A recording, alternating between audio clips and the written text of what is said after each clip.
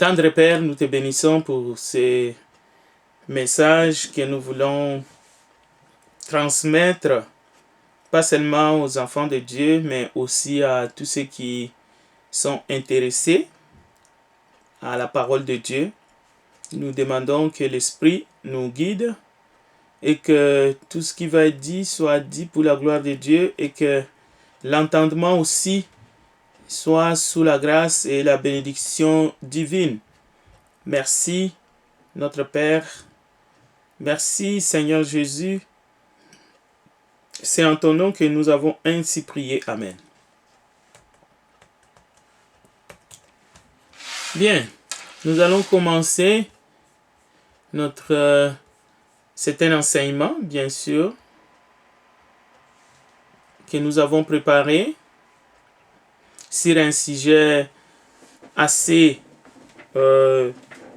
abordé. Déjà, la plupart, je crois que nous avons suivi tous depuis la disparition tragique de George aux États-Unis. Alors, vraiment, ça fait l'atout, ça fait vraiment parler, que ce soit dans les réseaux sociaux, par les télévisions. On a beaucoup parlé des conflits à caractère raciaux. Et nous voulons apporter ici une touche. Quel est le rôle de l'Église qui est ici bas sur terre? Quel est le rôle de la parole de Dieu justement dans ces problèmes? Un problème de société qui date quand même d'assez longtemps. Bien, nous allons utiliser les textes que nous avons trouvés sur cette question, mais vous verrez que notre objectif n'est pas de vous faire entendre ce que vous savez déjà, mais nous voulons partager avec vous la pensée de Dieu, justement, qu'est-ce que la parole, comment la parole de Dieu peut être utile, en tout cas à ceux qui aspirent à connaître davantage la parole de Dieu. Et nous utilisons la Bible comme support, en tout cas fiable. Alors, déjà, vous pouvez lire vous-même que nous avons des textes qui parlent, que ce soit du racisme, du communautarisme et de toutes ces choses, de l'esclavage, tout ce que vous voulez. Alors, la Commission nationale consultative des droits de l'homme, pour nous les francophones, donc la France est là pour nous aider dans ces genres de choses, a publié les résultats d'une enquête sur la tolérance en France il y a quelques années déjà. Mais nous allons utiliser cette enquête pour essayer de comprendre un peu et introduire ces sujets assez délicats. Ces résultats sont vraiment terribles. Bon, un Français sur 10, nous ne jetons pas la pierre. Nous essayons juste de voir une enquête qu'on peut même essayer de voir au niveau du monde aussi, où est-ce qu'on en est en fait. Ce n'est pas une question de dire les uns sont racistes, les autres non. Pas du tout. Donc, surtout pas de nous qui avons la Bible à la main. Nous avons des frères partout dans le monde, d'ailleurs je vais y revenir, qui sont de toutes les nations, qui sont de toutes les origines et qui sont des personnes assez aimables et puis on ne peut pas assimiler tout le monde là. Quand je dis français, ne pensez pas que je suis en train de stigmatiser là. Non. Alors, c'est l'enquête qui dit 1 Français sur 10 traiter quelqu'un de sale noire ne doit pas être condamnable en justice. Pense comme ça. Pour 6 Français sur 10, les Juifs ont un rapport particulier à l'argent. Pour 4 Français sur 10, les Juifs ont trop de pouvoir en France. Pour 6 Français sur 10, on a plus de chances d'accéder aux aides quand on n'est pas français. Pour 4 Français sur 10, les Arabes continuent en France, où les Arabes constituent en France un groupe à part. Pour 8 Français sur 10, non seulement les Roms exploitent très souvent leurs enfants, mais ils vivent essentiellement des vols et des trafics. Bon. Pour résumer tout cela en une question ou en une phrase, donc pour résumer cette enquête,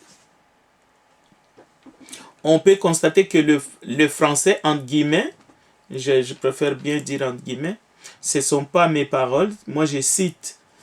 On peut constater que les Français sont majoritairement, je me sens même gêné de citer ça, mais je n'ai pas le choix.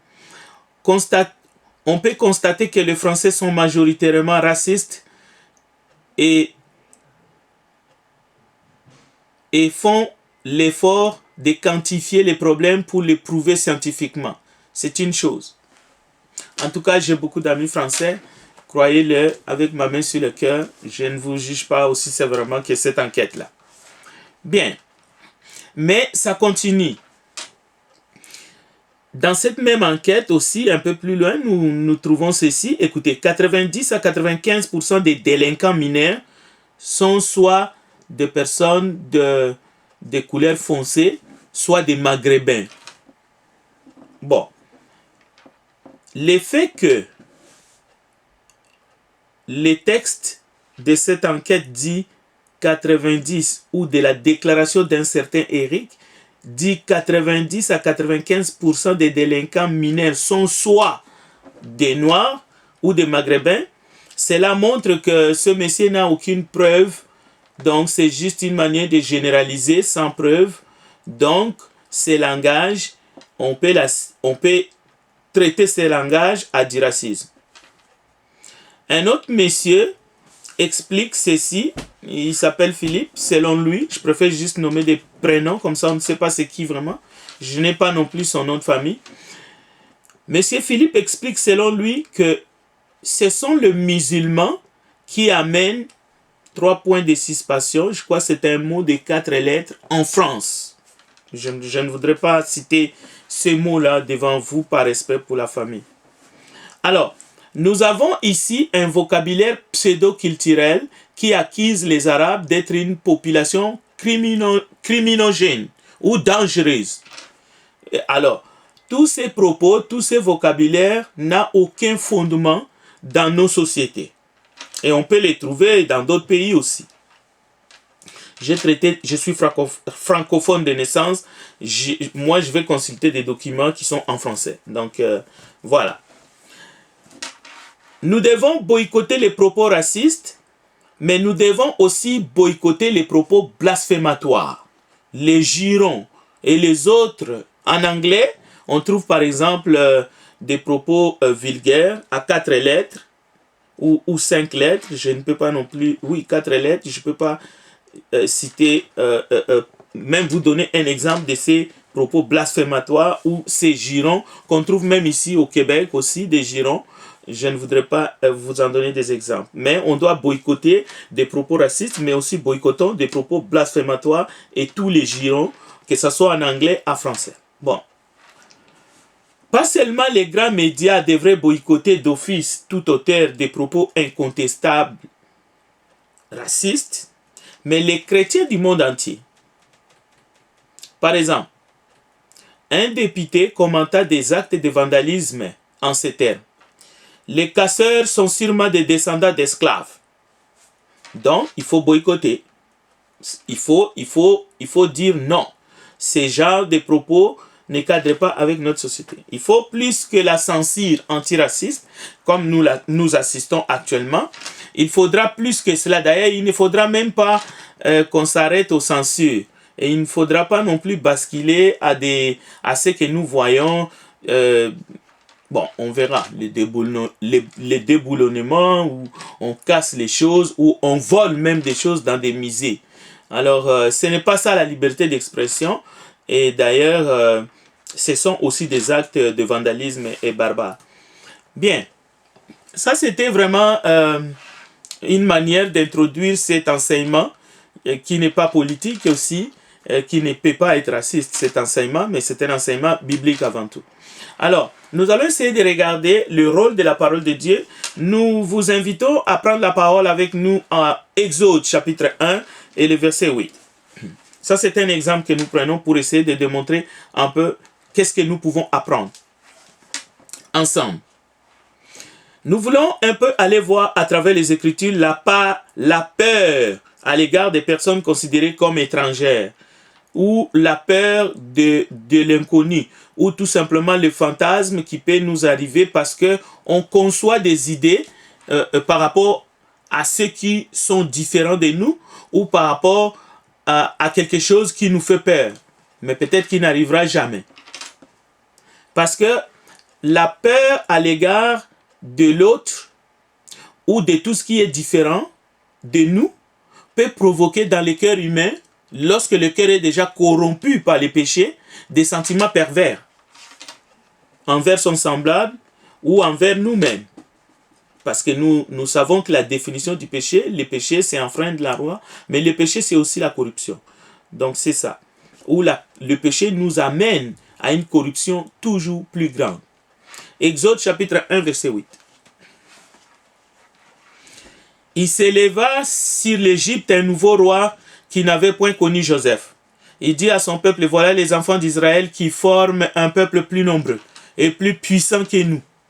Allons, montrons-nous habiles à son égard, empêchons qu'il ne s'accroisse et que s'il survient une guerre, il ne se joigne à nos ennemis pour nous combattre et sortir ensuite du pays. Et l'on établit sur lui des chefs de corvée afin de l'accabler des travaux pénibles. C'est ainsi qu'il bâtit les villes de Pithom et de Ramsès pour servir de magasins à Pharaon, mais plus on l'accablait, plus il multipliait et s'accroissait. Et l'on prit en aversion les enfants d'Israël. Alors les Égyptiens réduisirent les enfants d'Israël en une dure servitude. Ils leur rendirent la vie amère par de rudes travaux en argile et en briques, et par tous les ouvrages des champs, et c'était avec cruauté qu'ils leur imposaient toutes ces charges. Alors la théorie que lorsqu'on est assujetti, la croissance ou l'accroissement ou même la prospérité devient quasi impossible, ne tient pas debout. Parce que nous venons de voir ici que plus on les accablait, plus avec des travaux pénibles, plus, mais non seulement ils multipliaient, ils s'accroissaient dans la peine, mais en même temps leurs prières et leurs cris étaient entendus jusqu'au ciel. Donc la cruauté n'est pas vraiment un élément comme on essaie de nous le faire croire en économie ou en politique, que c'est ça qui peut mettre un frein à tout un peuple. Non. Tant qu'il y aura un Dieu dans les cieux, et il est là pour toujours. Donc, c'est seulement vers le XVIIe siècle que les Nord-Américains adoptent ces termes dans leurs écrits scientifiques, et nous verrons ces termes. Donc, c'est le racisme, ou même on peut parler des autres termes. C'est une idéologie au fait, inventée de toutes pièces, le racisme, pour permettre à expliquer les différents conflits et des actes barbares sur le plan politique, économique, partout sur la planète. Alors il fallait inventer quelque chose. Alors il fallait inventer une idéologie des races et évidemment, on va s'appuyer sur ça. C'est une idéologie d'inspiration satanique qui n'a qu'un objectif, légitimer une position dominante et surtout avec le capital dans un système économique mondial où même d'abord ça n'a pas commencé tout de suite mondial, mais c'était cantonné. Une suprématie, il faut trouver des astuces pour s'appuyer dessus. Alors il fallait inventer, il faut diviser pour mieux régner, qui est une idéologie au départ qui est démoniaque, satanique. Le racisme va toucher finalement la terre entière. C'est un outil que le diable va utiliser et c'est là jusqu'à aujourd'hui. Voilà, la population primitive de la vieille Europe n'a pas le monopole du racisme. On va voir que partout dans la planète, le peuple, ils ont été atteints par ces virus du racisme. L'Église du Christ reconnaît le travail positif des autorités à travers le monde et aussi en particulier dans des pays où nous habitons, où nous avons trouvé refuge. Il y a un travail de progrès qui est fait à ce domaine. c'est-à-dire on a adopté des lois pour protéger les individus, les groupes, même minoritaires, ainsi que leurs expressions culturelles. Donc on ne peut pas nier ce travail-là. Les nier, c'est de la mauvaise foi. Aujourd'hui, nous pouvons nous promener en toute liberté, bien qu'il y a des abus que nous dénonçons. D'ailleurs, c'est la raison, une partie, disons, de raison de cette étude. Mais il y a beaucoup de confusion aussi. Donc, toute forme de discrimination, nous les condamnons, la parole de Dieu le condamne. Mais ici, nous allons montrer que ça persiste, malgré les efforts qui sont faits à travers des lois, la loi canadienne sur les droits de la personne, qui protège les Canadiens contre tout discours qui fait la promotion de la haine ou incite la haine contre un groupe, que cela soit basé sur son ethnie, tribu, origine nationale, la couleur de la peau, la religion, l'âge, les sexes, l'orientation sexuelle, même tout cela est protégé par des lois, les statuts matrimoniaux. La loi sur le multiculturalisme canadien qui protège les groupes contre la discrimination culturelle.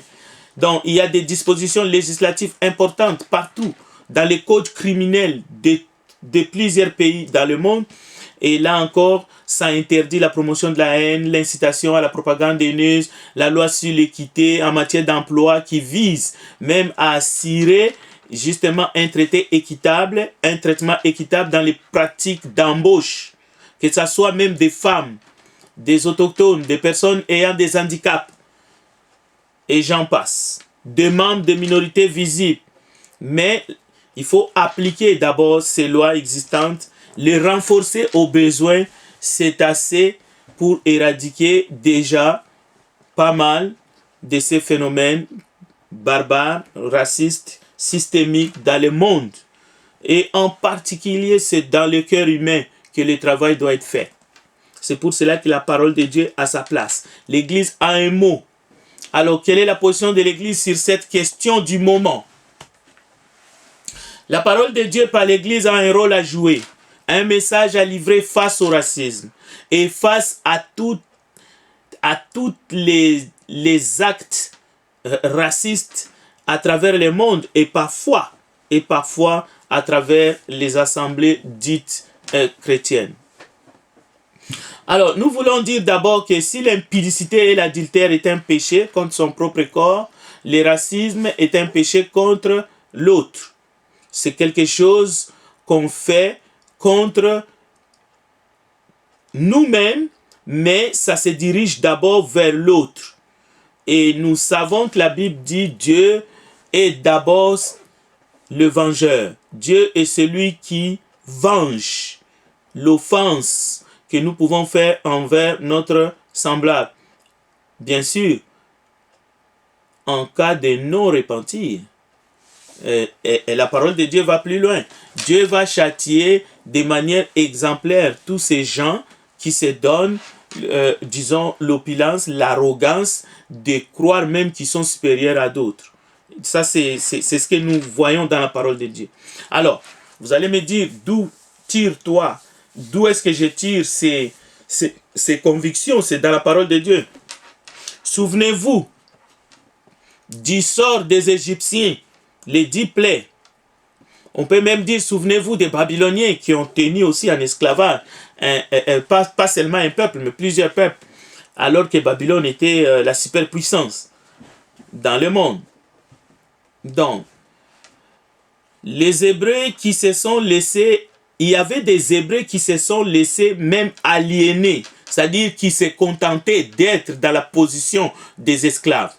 Comment nous le savons? Dans le désert, ils ont réclamé un retour en arrière, un retour volontaire dans l'esclavage en Égypte. Ça, c'est l'aliénation mentale.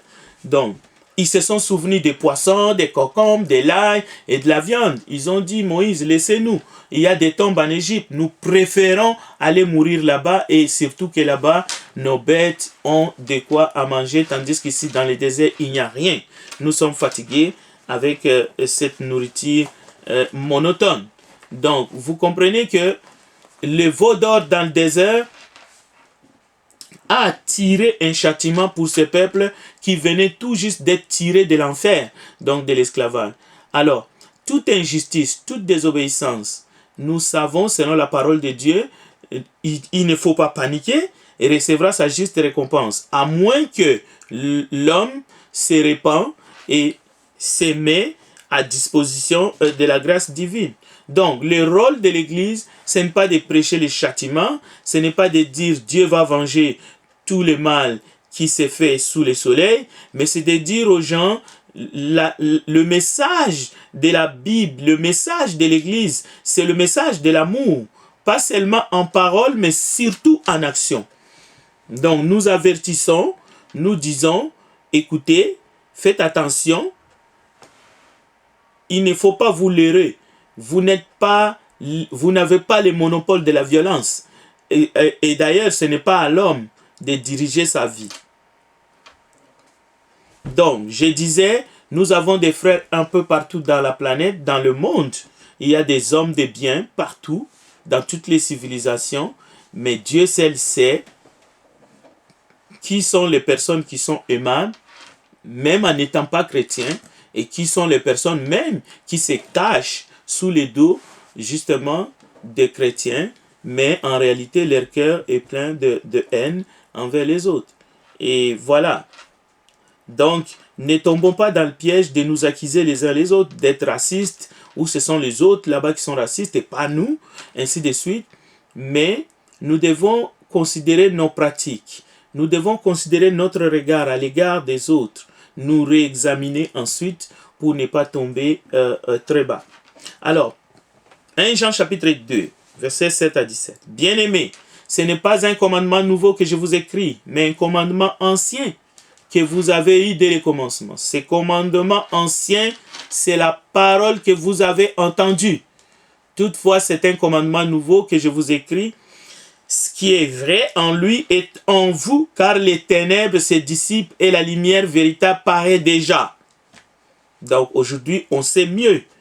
Donc le monde n'est pas le monde qui a de cela 60 ans, où les uns avaient le droit de vote, les autres non.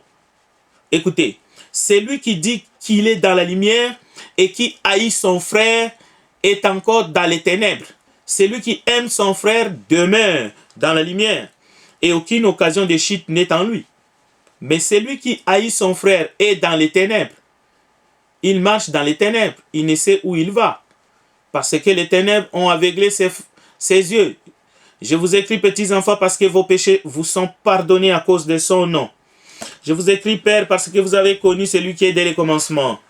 Je vous écris, jeunes gens, parce que vous avez vaincu le malin. Je vous ai écrit, petits enfants, parce que vous avez connu le Père. Je vous ai écrit, Père, parce que vous avez connu ce qui est dès le commencement. Je vous ai écrit, jeunes gens, parce que vous êtes forts et que la parole de Dieu demeure en vous et que vous avez vaincu le malin. N'aimez point le monde ni les choses qui sont dans le monde. Si quelqu'un aime le monde, l'amour du Père n'est point en lui. Car tout ce qui est dans le monde, la convoitise de la chair, la convoitise des yeux et l'orgueil de la vie, ne vient point du Père, mais vient du monde. Et le monde passe, et sa convoitise aussi. Mais celui qui fait la volonté de Dieu demeure éternellement. Aujourd'hui, il y a de la manipulation dans les différents systèmes du monde. On manipule les jeunes, on manipule les personnes âgées, on manipule les travailleurs et les travailleuses. Et les politiques essaient de mettre tout le monde dessus-dessous. Et voilà, là où on arrive. C'est pour cela qu'on peut même parler du racisme institutionnalisé. On entend souvent les termes suivants dans nos vocabulaires, mais aussi dans l'histoire du monde. Le fascisme, le racisme, l'antisémitisme, l'esclavagisme, et surtout dans les médias et les médias internationaux. Et ça, nous ne sommes pas des négationnistes, parce que c'est des choses qui se sont passées réellement. Mais on peut ajouter dans la liste le christianisme, le tribalisme, le clanisme, le patriotisme, le régionalisme, le nazisme. Donc ces mots sont là pour rappeler ce qui s'est passé dans l'histoire récente, mais en même temps pour manipuler les gens, pour bien les contrôler. s'aimer la terreur, s'aimer la peur. Mais le message que le monde a besoin, c'est un message d'amour, mais en Christ. Pas l'amour dans le sens de la liberté. Donc, il ne faut pas assimiler tout, par exemple, au fédéralisme. On peut être d'accord ou pas, mais il y a des choses qui sont véritablement d'inspiration diabolique. Le nazisme, le racisme, l'esclavagisme, le fascisme, ce sont des choses qui sont d'inspiration diabolique. On est d'accord. Mais par contre, on ne peut pas tout assimiler dans ces choses. Parce que le fédéralisme n'est pas forcément diabolique. C'est un système, si on regarde bien, on peut bien vivre dans un État fédéral. Est-ce que la préférence nationale, c'est du racisme? C'est une question. Pas du tout. Il y a des limites dans cette politique de préférence nationale. Qui peut reprocher à un parent de donner d'abord à manger à ses propres enfants avant d'aller distribuer les restes de la nourriture aux étrangers? Qui peut reprocher à un père de s'occuper de sa famille d'abord, avant de prendre soin de ceux qui meurent de faim au bord de la rue? Matthieu chapitre 15, verset 24, Jésus répondit, je n'ai été envoyé qu'aux brebis perdues de la maison d'Israël. Mais elles vinrent se prosterner devant lui, disant, Seigneur, secours-moi. Est-ce qu'on peut prêter des mauvaises intentions au Seigneur d'avoir répondu à cette dame qu'il n'est pas bon de donner la nourriture des enfants aux chiens? Donc, le racisme, c'est une des philosophies bâties sur des considérations arbitraires, mensongères, qui placent un groupe comme étant supérieur aux autres. Mais par contre, aujourd'hui, c'est le méli-mélo. On est vraiment dans des accusations, on s'accuse, on se jette la pierre. D'un côté le pur, de l'autre côté même pas les méchants, mais les diables, les démons. Je crains qu'on finira tous dans un même endroit. Ça plairait l'enfer. Mais par contre, des idées de suprématie qui nous pousseraient à mépriser, à maltraiter, à maintenir dans l'infériorité arbitraire les autres peuples, les autres nations, ou même notre prochain. Parce qu'il ne s'agit pas ici des choses qui se passent seulement au niveau étatique. Non. Ça se passe au niveau de moi et mon prochain. Même au niveau des couples. C'est-à-dire entre époux et épouse. Donc vous serez étonnés. Entre hommes et femmes. Dans les couples.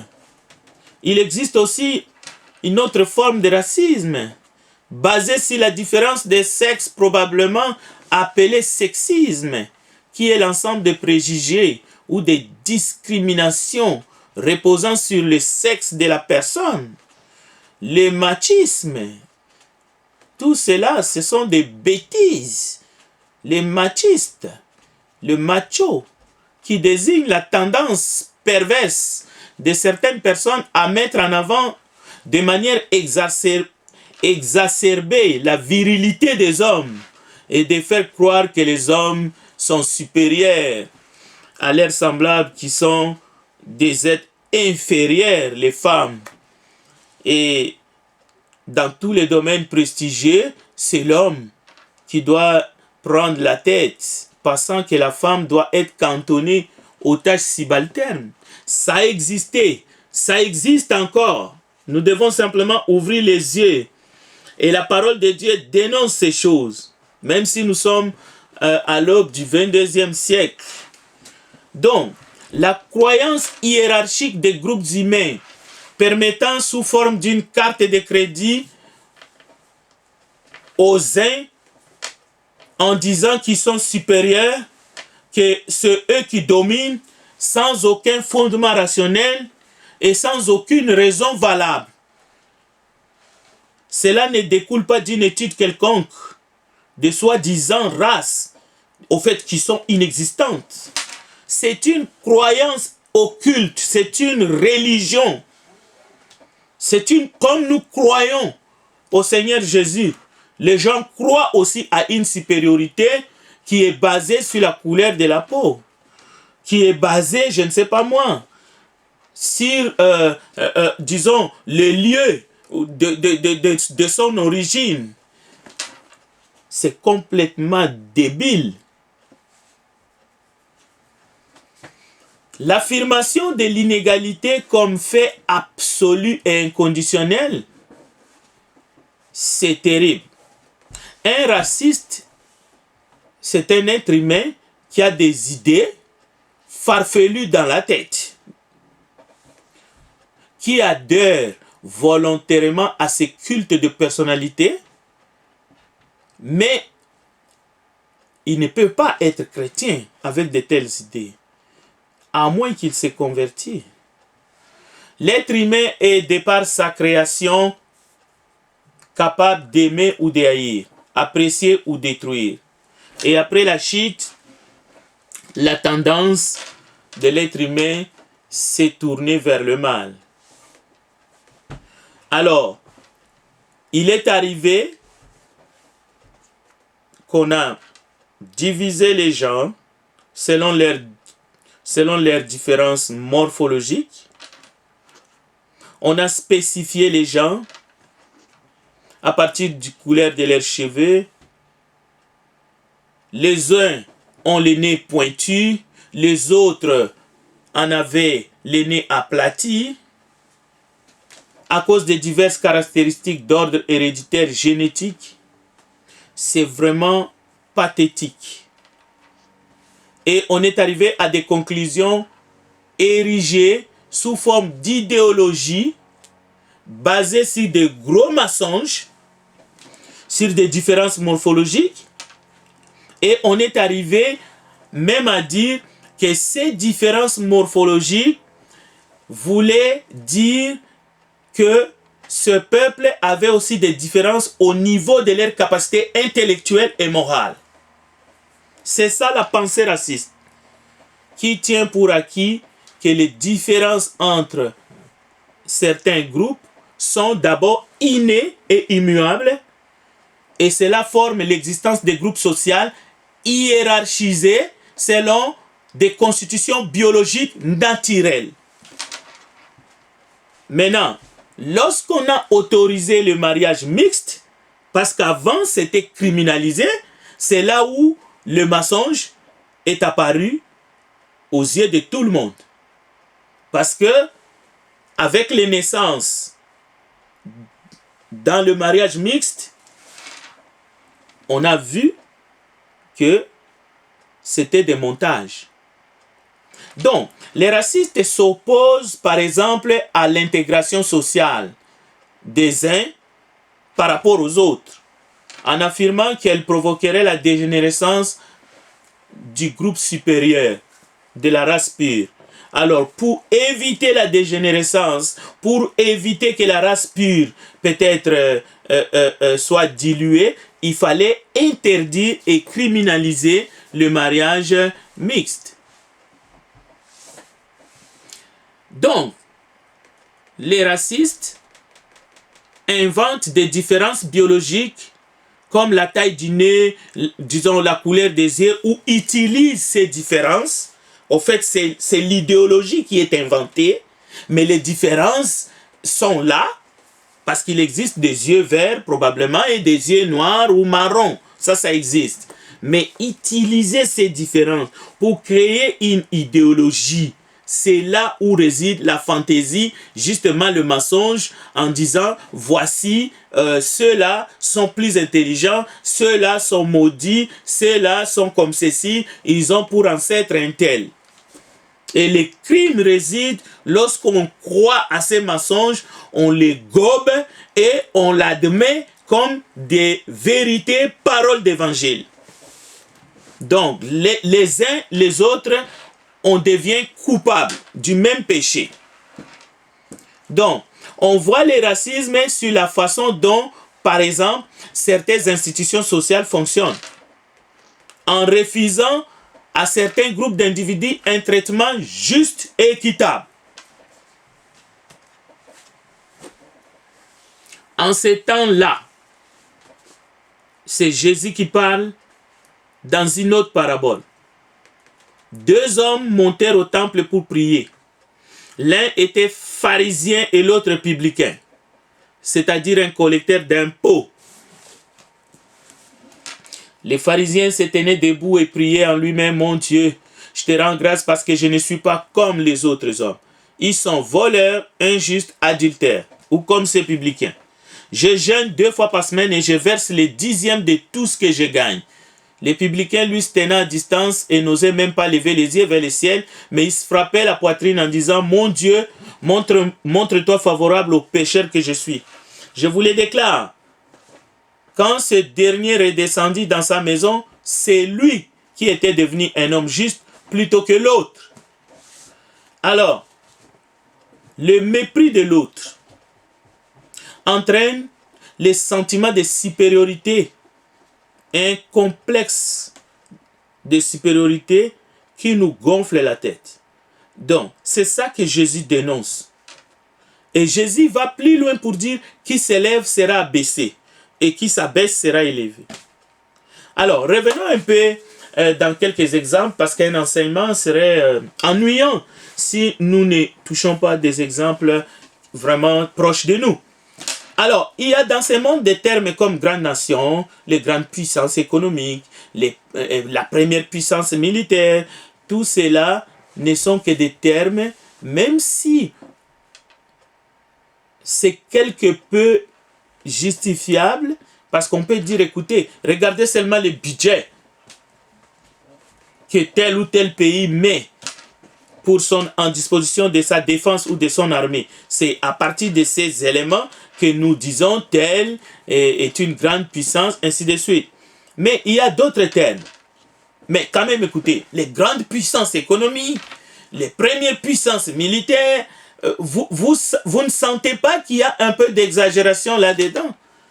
Parce que si on regarde l'histoire, il y a eu des batailles, il y a eu des combats où même les grandes puissances ont été mises à mal par entre guillemets, des petits pays qui étaient peut-être mieux organisés, mieux adaptés dans des combats de rue que des combats conventionnels, des guerres conventionnelles. Donc c'est pour cela que je dis il y a un peu d'exagération dans ces termes-là. Mais avançons quand même.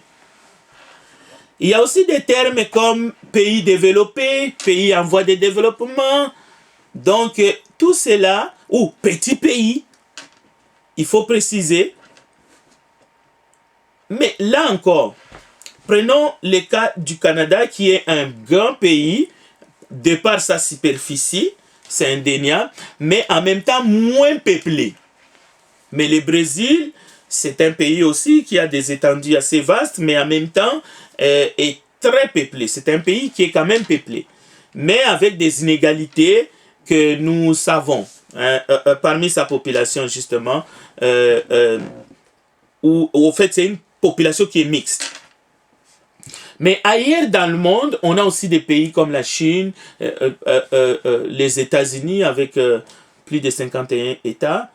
Mais ce que nous aimerions dire ici, utiliser des titres ou des termes discriminatoires pour mépriser les autres, je pense que nous devrions faire attention, parce que la parabole du pharisien et du publicain nous enseigne quelque chose que nous allons voir justement.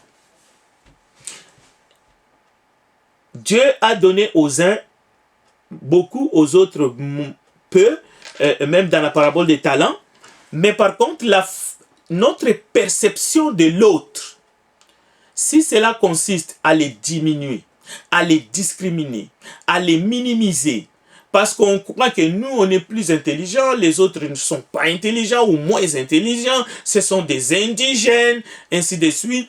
C'est cela qu'il faut dénoncer aujourd'hui, mais c'est dans tous les manuels des écoles. C'est dans tous les manuels. Donc, si on veut réellement protester, comme nous venons de... Alors, il faut changer tous les manuels de l'école. tous les manuels d'histoire. Il faut le mettre dans la poubelle. Il faut réécrire des nouveaux manuels. Donc vous comprenez que la bataille ne devrait pas résider sur ce terrain-là. Bien sûr, tous ceux qui luttent pour l'établissement des droits, des revendications justes par des moyens pacifiques, nous soutenons. Nous venons tous, et nous avons tous été créés à l'image et à la ressemblance de Dieu. Insister sur toute autre considération dans le but d'humilier ou de démontrer notre suprématie est diabolique. C'est un cœur humain corrompu qui va aller dans ce sens-là. Dieu est tout-puissant, mais il ne nous écrase pas. Dieu n'est pas là chaque fois en train de nous montrer: je suis puissant, regardez, je vais descendre le soleil à quelques millimètres pour vous montrer comment ça brille, je suis le plus fort, ainsi de suite. Non, Dieu n'est pas en train de faire ça. Ni à l'égard de nous, les êtres humains, ni à l'égard des anges. Donc, que ce soit entre les pharisiens et les samaritains, entre l'homme et la femme, entre le jeune et le vieux, entre les Africains et les Européens, entre les Maghrébins, les Afro-Américains, cette attitude-là, elle est vraiment à mettre de côté. L'évangile de Luc au chapitre 18, versets 9 à 14 nous montre l'orgueil d'un homme qui, lui, était religieux avancé, instruit, le pharisien. Mais les publicains, par son humilité, Jésus l'approuve. Et même, il est justifié. Donc, ce que Jésus dénonce, ce n'est pas l'intelligence du pharisien, sa connaissance, mais Jésus dénonce le mépris des autres et l'assurance de notre supériorité envers nos semblables. Jésus aime et enseigne l'humilité. Une humilité simple, sans théâtre, ni ostentation. Parce qu'il y a une humilité, une fausse humilité au fait. Donc, mais une humilité qui nous fait comprendre combien nous sommes pauvres, nus, réellement pauvres devant Dieu, qui que vous soyez. Apocalypse chapitre 3, verset 14. Écrit à l'ange de l'église de Laodicée, voici ce que dit l'Amen, le témoin fidèle et véritable, le commencement de la création de Dieu. Je connais tes œuvres. Je sais que tu n'es ni froid ni bouillant. Puisses-tu être froid ou bouillant? Ainsi, parce que tu es tiède et tu n'es ni froid ni bouillant, je te vomirai de ma bouche. Parce que tu dis, je suis riche, je me suis enrichi et je n'ai besoin de rien. Et parce que tu ne sais pas que tu es malheureux, misérable, pauvre, aveugle et nu. Je te conseille d'acheter de moi de l'or éprouvé par le feu, afin que tu deviennes riche, et des vêtements blancs, afin que tu sois vêtu et que la honte de ta nudité ne paraisse pas, et un collier pour oindre tes yeux, afin que tu vois. Moi, je reprends et je châtie tout ce que j'aime. Aie donc du zèle et répands-toi. Voici, je me tiens à la porte et je frappe. Si quelqu'un attend ma voix et ouvre la porte, j'entrerai chez lui, je souperai avec lui et lui avec moi. Celui qui vaincra, je le ferai asseoir avec moi sur mon trône, comme j'ai vaincu et me suis assis avec mon Père sur son trône. Que celui qui a des oreilles entende ce que l'Esprit dit aux églises. Même parmi les disciples, à un moment donné, il y a eu ce désir-là de savoir qui donc était le plus grand, ou qui serait le plus grand dans le royaume des cieux. Jésus ayant appelé un petit enfant, le plaça au milieu d'eux, dit: je vous le dis en vérité, si vous ne vous convertissez et vous ne devenez comme les petits enfants, vous n'entrerez pas dans le royaume des cieux. C'est pourquoi quiconque se rendra humble comme ce petit enfant sera le plus grand dans le royaume des cieux. Et quiconque reçoit en mon nom un petit enfant comme celui-ci me reçoit moi-même. Mais si quelqu'un scandalisait un de ces petits qui croient en moi, il vaudrait mieux pour lui qu'on suspendît à son cou une meule de moulin et qu'on les jetât au fond de la mer. Malheur au monde à cause des scandales, car il est nécessaire qu'il arrive des scandales, mais malheur à l'homme par qui les scandales arrivent. Gardez-vous de mépriser un seul de ces petits, car je vous dis que leurs anges dans les cieux voient continuellement la face de mon Père qui est dans les cieux, car le Fils de l'homme est venu sauver ce qui était perdu. Donc, Jésus-Christ, dans la parabole du pharisien et du publicain, dépeint deux attitudes humaines. Jésus-Christ nous montre combien nous sommes vraiment pauvres devant Dieu, que nous devons donc aimer notre prochain, sans condition, comme nous nous aimons nous-mêmes. Donc, ça, c'est le message de l'Église de Dieu, l'Église du Christ, pour tous, que vous soyez chrétien ou non, que vous soyez gouvernant, que vous soyez policier et que vous soyez enseignant, parce qu'il y a aussi du racisme dans l'enseignement. Pour Jésus-Christ, tout homme qui est plein de lui-même et qui méprise son semblable, qui rend son prochain ou qui le met dans la condition d'esclave, Dieu ne l'approuve pas. Quiconque traite son semblable avec le mot le plus dur, comme sale nègre, Dieu ne vous approuve pas.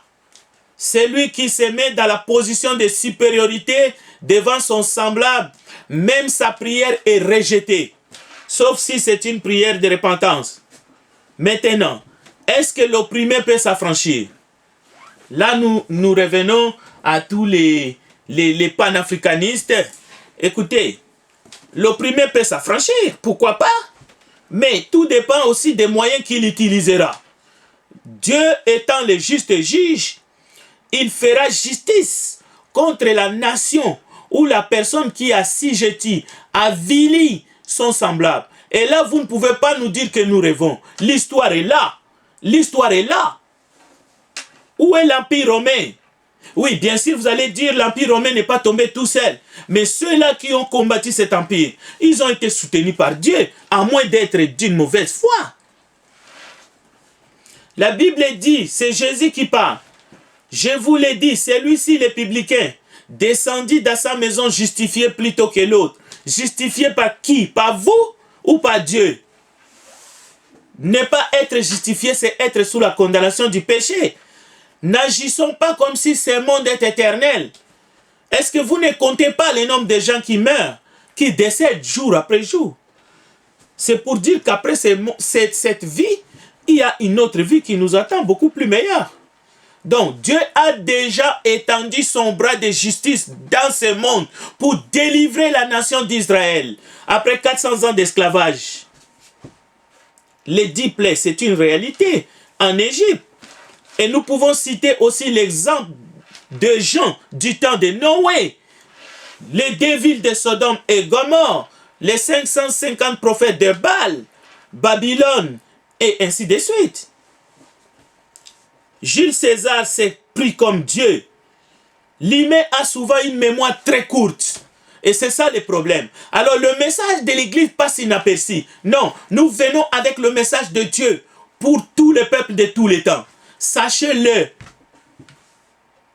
toute assurance de supériorité, y compris dans les couples ou en commençant dans les couples, parce que c'est la cellule que Dieu a créée, a institutionnalisée. Les 2 conjoints, eh bien, répondront devant Dieu de leurs actes, de comment est-ce qu'ils ont géré d'abord cette entité, cette famille. Dieu prend plaisir à exalter notre soumission les uns les autres. Dieu prend plaisir à exalter les humbles. N'est-il pas écrit « Sentez votre misère » ? N'est-il pas écrit « Ayant les mêmes sentiments qui étaient en Jésus-Christ » ? Le Tout-Puissant est venu dans ce monde. Comment s'est-il comporté? En supérieur? En dominant sur ses semblables, sur ses compatriotes? Est-ce qu'il était sur le trône en Israël, en train de taper sur les gens? Non. Par amour, traitons notre prochain comme notre égal. Et ça, c'est un message pour nos gouvernants, pour tous les pays du monde entier. Même si vous avez le plus de savants, dans votre pays, ce n'est pas pour rendre les autres comme étant des cobayes. Par humilité, regardez les autres comme étant au-dessus de nous-mêmes. Là encore, il y en a qui vont dégainer leur couteau pour essayer de dire, mais écoute, si j'essaie de faire ça, je vais m'aplaventrer, tout le monde va me marcher sur le dos. Non, ça c'est la parole de Dieu. Sans vouloir caresser l'oppression, nous condamnons toute violence, toute répression aveugle, pas seulement quand ça vient de la police, mais aussi quand ça vient de parents, mais des parents qui sont animés par des esprits diaboliques, les esprits d'inceste, les esprits de maris dictateurs, de maris adultères. Nombreux parmi nous sont déjà morts, bien que vivants, physiquement. Il s'agit bien de la mort spirituelle. Donc, avant de dénoncer les autres, il faut se regarder d'abord soi-même. Sinon, notre monde et notre pays ne sera pas meilleur. Donc nous devons combattre les racismes en se tournant, en nous regardant d'abord nous-mêmes et surtout en demandant l'aide de Dieu, parce que c'est le cœur qui a besoin d'être guéri. C'est le cœur qui a besoin de recevoir la grâce de Dieu et ensuite nous allons avancer. Nous pouvons combattre les systèmes matin, midi, soir. Nous pouvons marcher, scander, changer des lois. Mais c'est qui va appliquer ces lois si les cœurs ne sont pas disposés? Au milieu du 19e siècle, plusieurs personnes racistes, suprématistes, des gens souffrant des complexes de supériorité, ils se sont entendus pour répartir la population du monde selon des critères, tantôt sur des bases arbitraires, tantôt sur des bases culturelles, tantôt sur des bases de faciès ou morphologiques. Des groupes humains partageant des attributs phénotypiques similaires, tels que la couleur de la peau, la texture des cheveux. Et là, on dit, voilà, on va les appeler comme ceci. Écoutez, nous ne sommes pas contre les ethnies, nous ne sommes pas contre les clans, mais nous sommes contre le clanisme. Nous ne sommes pas contre les tribus, mais nous sommes contre le tribalisme. Cataloguer les gens du matin au soir dans le seul but de nuire à ses propres, à ses semblables, des êtres humains comme nous. C'est ça justement la racialisation. Une idéologie inspirée par les diables en personne. Cette religion fondamentale qui a divisé l'espèce humaine à un nombre indéfini de groupes biologiques distincts. Indéfini. Parce qu'il y en a qui pensent qu'il y en a juste 2 ou 3. C'est pour ça qu'ils parlent blanc, noir, blanc, noir, blanc, noir. Mais il y en a plus que ça. Il y en a plus que ça. Et les autochtones, et les autres, vous les mettez où? Et même l'esclavage. Il n'y a pas eu qu'un seul esclavage. Donc, ces groupes préétablis, comme par prédestination, selon les suprématistes, déterminent les comportements et les succès des individus. En avance, telle espèce ne peut pas progresser.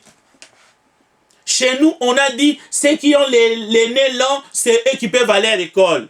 Ceux qui ont les nez aplatis, les bantous, au champ, aller cultiver la terre. Vous voyez la méchanceté de l'homme? Et celui qui fait ça, c'est juste quelqu'un qui est complètement bourré, je ne sais pas de quoi ou de quelle boisson.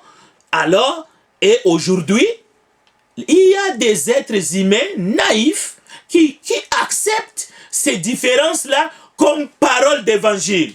Non, il s'agit d'une croyance qui perçoit les races comme des subdivisions naturelles et immuables de l'espèce humaine. Chacune ayant ses caractéristiques culturelles et son potentiel distinct et variable pour créer et faire évoluer sa civilisation respective. C'est faux. Les attributs biologiques, on ne peut pas s'en servir pour diversifier les classes sociales, même culturelles, de l'humanité. Le simple fait de naître avec une peau foncée ne peut pas être une malédiction. Parce qu'on a lu mal un texte de la Bible. Écoutez, Galates chapitre 3, verset 27. Vous tous qui avez été baptisés en Christ, vous avez revêtu Christ. Il n'y a plus ni juif ni grec. Il n'y a plus ni esclave ni libre. Il n'y a plus ni homme ni femme. Car tous vous êtes un en Jésus. Colossiens chapitre 3 verset 1. Écoutez. Si donc vous êtes ressuscités avec Christ, cherchez les choses d'en haut. Cherchez les choses d'en haut. Cela ne veut pas dire vendez vos voitures, vendez vos maisons, ainsi de suite, n'allez plus au travail demain. C'est quelle manière de lire la Bible? Mais les textes nous disent, affectionnez-vous aux choses d'en haut et non à celles qui sont sur la terre. Car vous êtes morts et votre vie est cachée en Christ, en Dieu. Faites donc mourir les membres qui sont sur la terre, l'impudicité, l'impureté, les passions, les mauvais désirs et la cupidité qui est une idolâtrie. C'est à cause de la cupidité qu'on est arrivé à cette barbarie humaine. Et il y a eu des morts. Je ne voudrais pas oublier de mentionner. Il y a eu des morts et il y en aura encore. Mais sommes-nous prêts à entendre la voix d'amour du Dieu qui nous a créés et qui nous demande de nous aimer les uns les autres? Qui veut que nous puissions d'abord chercher à nous pardonner de nos péchés parce que nous en avons déjà tant. L'être humain a tellement péché qu'aujourd'hui, il n'a que besoin d'attendre un seul message. C'est le message de la grâce. C'est le message du pardon. Avant que la mort physique intervienne, pour vous particulièrement, vous avez besoin de vous faire pardonner pour des idées racistes que vous avez eues, pour toutes les souffrances que vous avez justement fait subir aux autres. Et le verset 8, maintenant, renoncez à toutes ces choses, à la colère, à l'animosité, à la méchanceté, à la calomnie, aux paroles déshonnêtes qui pourraient sortir de votre bouche. Le racisme commence là, par des propos, par des vocabulaires. Et ça va se matérialiser dans la violence. On ne peut pas parler seulement de la violence policière. Je ne suis pas contre ceux qui en parlent matin, midi, soir. Mais c'est d'abord dans nos paroles, dans les verbes. Et ça provient d'où? La Bible dit, c'est de l'abondance du cœur que la bouche parle. Donc, nous devons d'abord nous examiner nous-mêmes. Et ce message-là est pour tout le monde. Ne mentez pas les uns aux autres. Comment ça se fait que vous commencez à prendre le mensonge comme la vérité? Ne mentez pas les uns aux autres. Vous étant dépouillés du vieil homme et de ses œuvres, ayant revêtu l'homme nouveau, qui se renouvelle dans la connaissance selon l'image de celui qui l'a créé. Nous sommes créés tous, sans exception, à l'image du Créateur. Et le verset 11, il n'y a ici ni grec, ni juif, ni circoncis, ni incirconcis, ni barbare, ni scythe, ni esclave, ni libre, mais Christ est tout et en tous. Quelle belle parole! Ainsi donc, comme des élus de Dieu, saints et bien-aimés, revêtez-vous d'entrailles de miséricorde, de bonté, d'humilité, de douceur, de patience. Supportez-vous les uns les autres. Et si l'un a un sujet de se plaindre de l'autre, pardonnez-vous réciproquement, de même que Christ vous a pardonné, pardonnez-vous aussi. Mais c'est le message de pardon que l'Église a. Voilà le mot de l'Église en ces temps où il n'y a que clameur. Il n'y a que clameur. Les gens réclament des réparations ici, des réparations par là. Écoutez, vous salissez la mémoire de gens qui se sont battus pour votre liberté. Et vous jouissez dans cette liberté pour aller quémander des réparations par-ci, des réparations par-là. De quelle réparation tu parles? Va au boulot. Le verset 14. Par-dessus toutes ces choses, revêtez-vous de la charité qui est le lien de la perfection. Vous savez que le pardon, c'est une puissance qui guérit. Ce n'est pas en pleurant, en pleurnichant, en essayant d'agir violemment que vous allez vous faire du bien. Non, la seule chose qui peut vous faire du bien, d'abord, c'est la grâce divine. Soyez reconnaissants. Soyez reconnaissants. et la paix de Christ à laquelle vous avez été appelés pour former un seul corps règne dans vos cœurs. Je suis conscient que ces messages parlent d'abord aux chrétiens. Et c'est tout à fait normal, parce que ce sont les chrétiens qui sont la lumière du monde et le sel de la terre. Mais quand on voit l'Église, entre guillemets, les chrétiens sont statiques, passifs, et laissent les gens qui sont dans le monde agir parfois de manière insensée dans une question aussi qui touche l'humanité. Et dans ces temps de pandémie, on se demande où sont les vrais chrétiens? Quel est le message de l'Église dans ces temps-là? Que la parole de Christ habite parmi vous abondamment.